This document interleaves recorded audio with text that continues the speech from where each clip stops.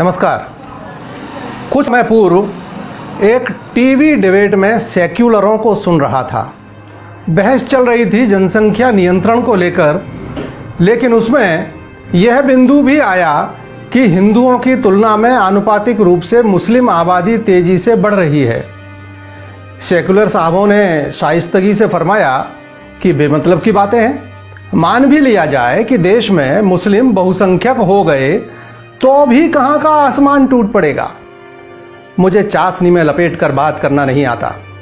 प्रजातांत्रिक व्यवस्था में बहुसंख्यक का मतलब है सत्ता पर काबिज होना।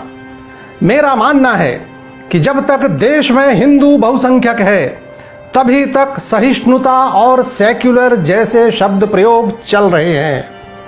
सेक्युलर बंधुओं, आपके तर्क सुनकर मेरी आंखों के सामने 18वीं सदी का मंजर घूमने लगता है। मेरी हैरत तब और बढ़ जाती है जब जनसंख्या नियंत्रण जैसे महत्वपूर्ण सवाल को मुस्लिम विरोधी बता दिया जाता है। तो ऐसे लोगों को मैं कहना चाहता हूं कि हां, जनसंख्या नियंत्रण इसलिए भी जरूरी है कि सर्वधर्म समभाव वाले सहिष्णु हिंदू बहुसंख्यक बने रहें। एक बार हिंदू अल्पसंख्यक हुआ, उसके बाद क्या होगा यह जानने के लिए आइए चलते हैं एक पुरानी कहानी की ओर। यह कहानी है 1734 की। पंजाब के सियालकोट में भागमल नामक एक सज्जन अपने बेटे हकीकत राय को फारसी की शिक्षा दिलवाने एक मौलवी जी के पास लेकर गए। जन्म से ही कुशाग्र बुद्धि के बालक हकीकत ने 4-5 वर्ष की आयु से ही इतिहास और संस्कृत आदि पढ़ना शुरू कर दिया था। उस जमाने में बाल विवाह आम बात थे। तो हकीकत की शादी के बाद पिता को लगा कि मुस्लिम राज्य में रोजी रोटी कमाने और अपने पैरों पर खड़े होने के लिए फारसी सीखना भी जरूरी है। इसलिए वे उसे मदरसे में मौलवी के पास लेकर गए। मौलवी साहब को दस्तूर के मुताबिक मिठाई और कुछ धन देकर पिता ने बेटे को मदरसे में भर्ती करा दिया और उसकी शिक्षा भी शुरू हो गई। धीरे धीरे उसकी प्रतिभा ने मौलवी साहब को भी प्रभावित कर लिया। जो भी पाठ दिया जाता वह उसे तुरंत याद कर लेता, समझ लेता। लेकिन जब वे बार बार उसकी तारीफ करने लगे तो सहपाठी छात्र कुढ़ने लगे। एक दिन मौलवी की अनुपस्थिति में हकीकत अपना पाठ याद कर रहा था। तब शेष बच्चे खेलने और ऊधम मचाने में जुट गए। लेकिन तभी खेलते बच्चों में से एक का ध्यान हकीकत की तरफ गया। उसने दूसरों से कहा, देखो देखो, हम सब खेल रहे हैं और ये हकीकत का बच्चा पढ़ाकू बन रहा है।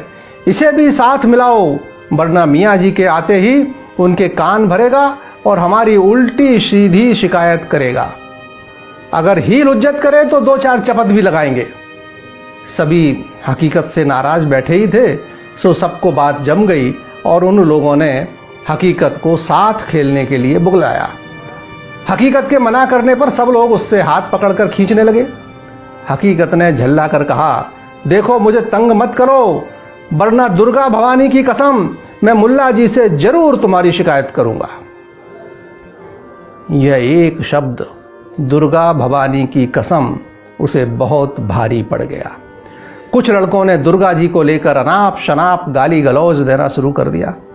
हकीकत ने उन्हें टोका, देखो मुझसे झगड़ा करना है तो करो, मुझे मारो पीटो, लेकिन हमारे देवी देवताओं को तो गालियां देने का क्या मतलब है।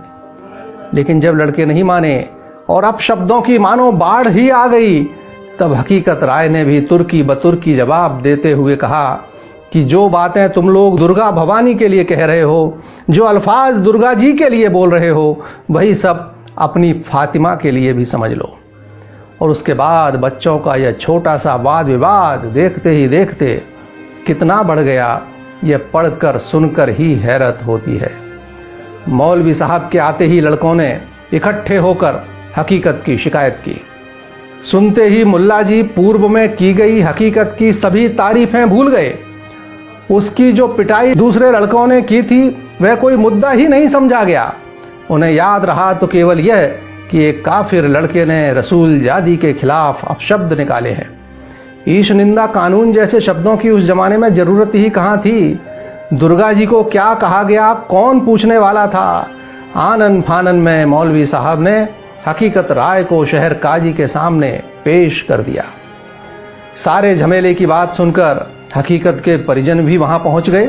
इन सब द्वारा लाख सही बात बताने के बाद भी काजी ने उनकी एक न सुनी और निर्णय सुनाया कि शरीयत के अनुसार इसके लिए मृत्युदंड है, या तो बालक मुसलमान बन जाए अन्यथा इसका सर कलम कर दिया जाए।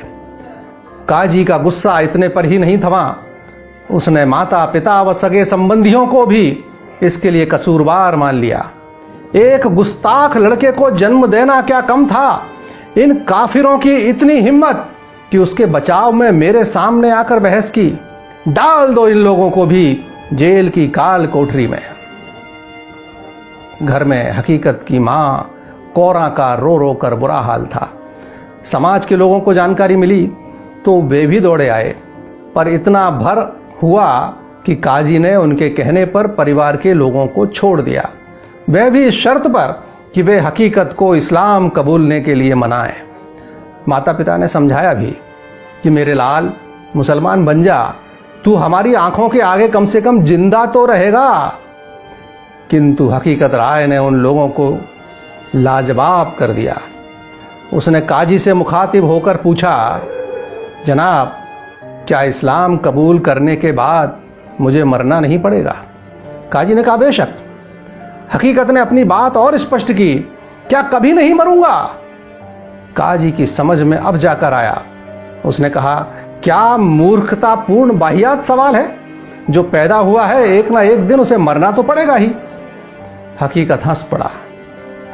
कोई परवाह नहीं जान रहे या न रहे, 4 दिन दुनिया में मेहमान रहे न रहे, मुसलमान हो भी गया मरना तो फिर भी होगा। काजी तू और तेरे बच्चे सदा धरती पे आबाद रहे। अपने निश्चय पर उसे अडिग देखकर काजी ने कहा कि ये सब बातें तू तभी तक कर रहा है जब तक तूने जल्लाद और उसके हाथ में पकड़ी तलवार नहीं देखी।